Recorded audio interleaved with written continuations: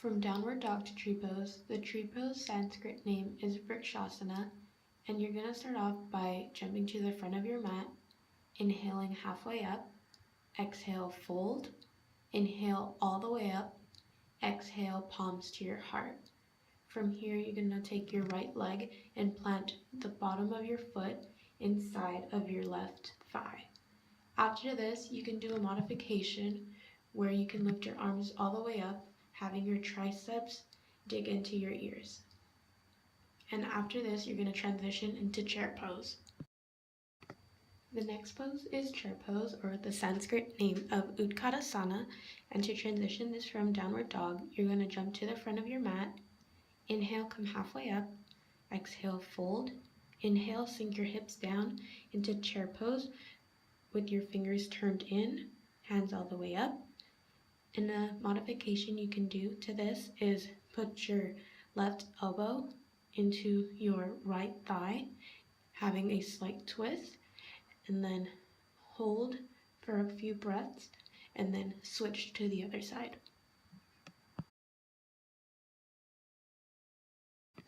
The next pose is Vinyasa. To go to Vinyasa from downward dog, you're going to inhale into plank, exhale into Chaturanga Dandasana, inhale into upward facing dog, and then exhale back into downward dog for the next pose, which is Warrior 1. The next pose is Warrior 1, or with the Sanskrit name of Virabhadra, and to transition from downward dog into Warrior 1, you're going to plant your right foot in between your hands, and then planting your left foot on the mat, making sure your left leg is straight and your right knee is at a 90-degree angle. After this, you're going to inhale, hands all the way up, palms touch, and then afterwards repeat on the left side. And then the next pose would be Warrior 2.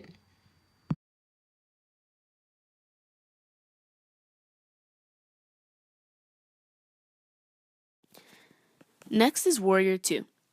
The Sanskrit name for Warrior 2 is Virabhadrasana. This pose strengthens and stretches the legs and ankles, and it stretches the groins, chest and lungs, and the shoulders. In this video, I am doing the pose wrong, and I apologize. There should only be one leg bent. To do this pose, raise your arm parallel to the floor and reach them actively out to the sides, shoulder blades wide, and palms down. Turn your right foot slightly to the right and your left foot out to the left 90 degrees. Align the left heel with the right heel. Firm your thighs and turn your left thigh outwards so that the center of the left kneecap is in line with the center of the left ankle.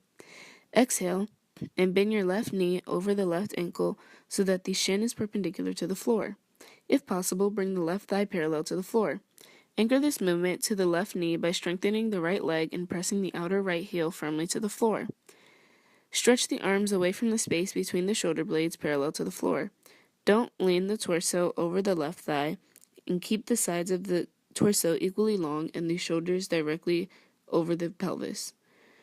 Press the tailbone slightly toward the pubis. Turn your head to the left and look out over your fingers. As a variation to this pose, you can also lean the torso slightly away from the left leg, tilting the arms parallel to the line of the top shoulders. This stretches the left side of the torso.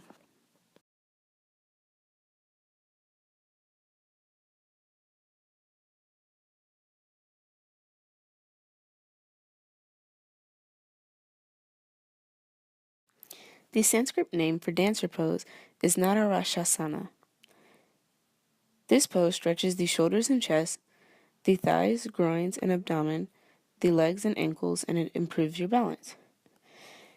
To do the full pose, in an inhale, shift your weight onto your right foot and lift your left heel toward your left buttock as you bend the knee. Press the head of your right thigh bone back, deep into the hip joint, and pull the kneecap up to keep the standing leg straight and strong.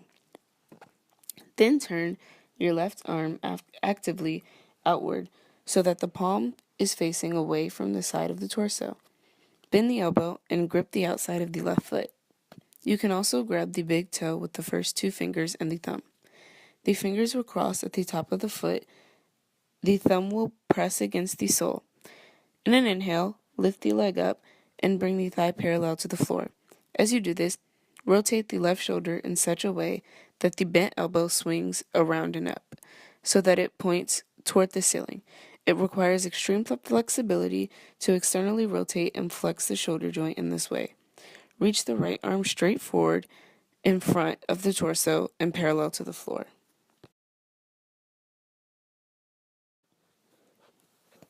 There are two variations you might try here with your arms and hands. In either case, try to keep your torso relatively upright. The first is to reach back with your left hand and grasp the outside of your left foot or ankle. To avoid compression in your lower back, actively lift your pubis toward the navel and at the same time press your tailbone toward the floor. Begin to lift your left foot up away from the floor and back, away from your torso. Extend the left thigh behind you and parallel to the floor. Stretch your right arm forward in front of your torso, parallel to the floor. The second option with the hands is to sweep your right hand around behind your back and catch hold of the inner left foot. Then sweep the left hand back and grab the outside of the left foot. This variation will challenge your balance even more. Then raise the thigh. This second variation will increase the lift of your chest and the stretch of your shoulders.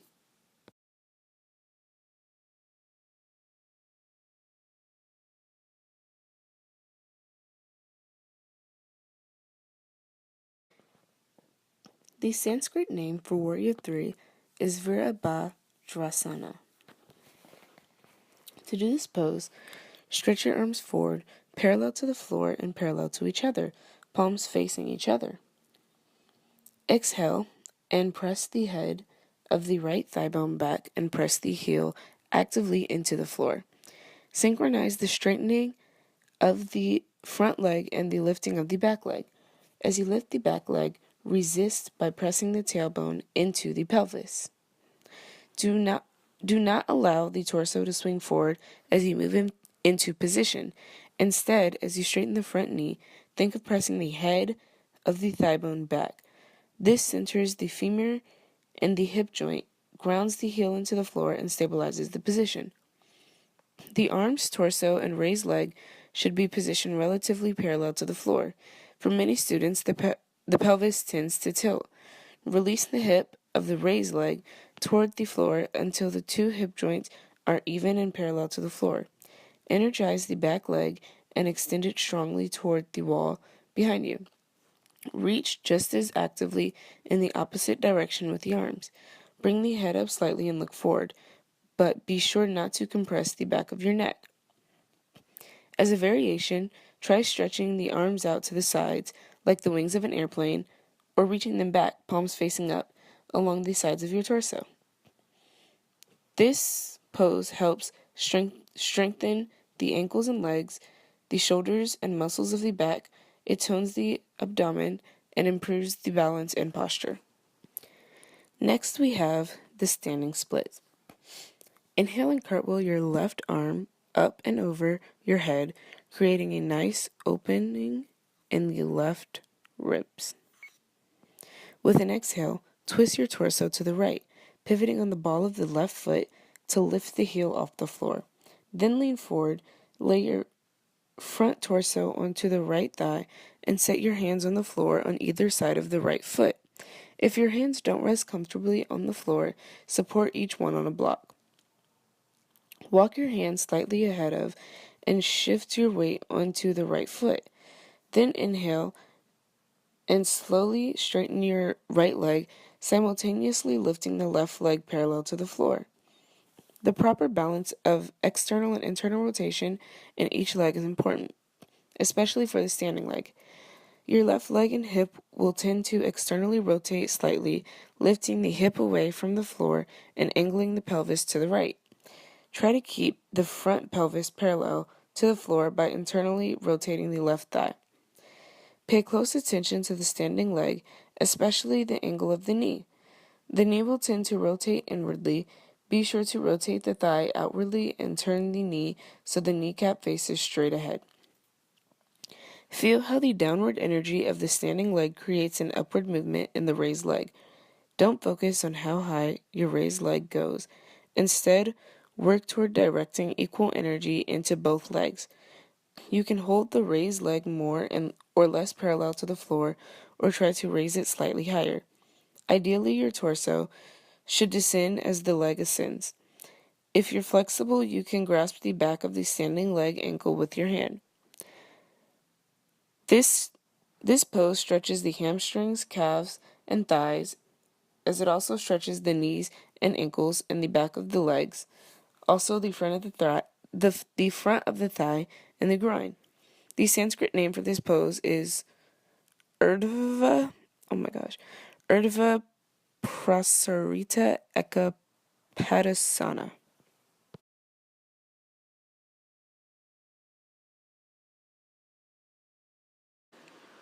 So for three-legged dog, to transition this pose from downward dog, you would step both feet together. Then with your arms and legs straight, inhale and lift your right leg straight back up and high in the air. You'd flex your right foot and reach back through your heel. You can do this for your left foot as well. You would then exhale as you lower your foot next to your left foot, or your left foot next to your right foot. Some modifications you can do is you can open your hips even further, bend your right knee and lift it high towards the ceiling. Tilt your pelvis, drawing your right hip up. Lift your thigh high so that your right hip stacks directly above your left hip, and reach your right foot across the back of your body, as if you're trying to touch your left ear with your right toes. But that's not possible, but analogy. You can also try this one-handed. What you should be feeling being stretched is an open in your hips and ribs, and this is an arm strengthening pose and a great balancing pose. The Sanskrit name for this is, please don't judge me if I pronounce this wrong, but Adho Mukha Savasana.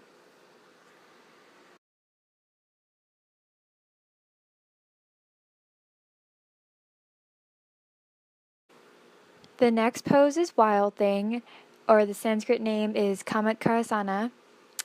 And so to transition this pose from downward dog, you would first inhale and lift the right leg, coming to downward dog split. Then you would open the right hip toward the ceiling and bend the right knee. Continue opening the hip and begin pivoting on the ball of the left foot to bring yourself into position for a back bend. You would then exhale as the hips come to face the ceiling. Bring the right foot to the floor, this time on the outside of and parallel to the left foot. The right arm comes off the floor and stretches to the front of the room. You inhale while you do this. To come out, pivot on the ball of the left foot and drop the right arm to return to downward dog. But in this case, you would go straight into wheel. But for Wild Thing, what you would be stretching or feeling, you would be opening your chest, lungs, and shoulder areas.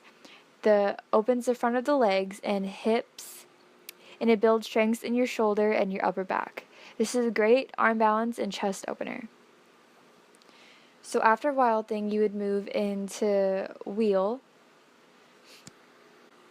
For Wheel, the Sanskrit name is, okay, please don't judge me if I pronounce this wrong, but it is Urdhva Dhanurasana, or, upward bow. And to transition this pose from downward dog, you would first go into downward dog, and then you transition and follow the steps into Wild Thing.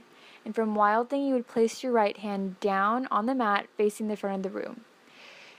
You should be facing the front of the room and your body in a half circle pose, or in an upward bow pose, in other words, the wheel pose. During this pose, you should breathe slowly through your nostrils. What you should be feeling stretched in this pose is your chest and spine should be opening, and your hips and the tops of your thighs should open as well. This improves your spinal flexibility and stretches the shoulders and chest. This also strengthens your arms. You should, however, not feel compression in the neck or skull, and if you do, then you are doing this pose completely wrong.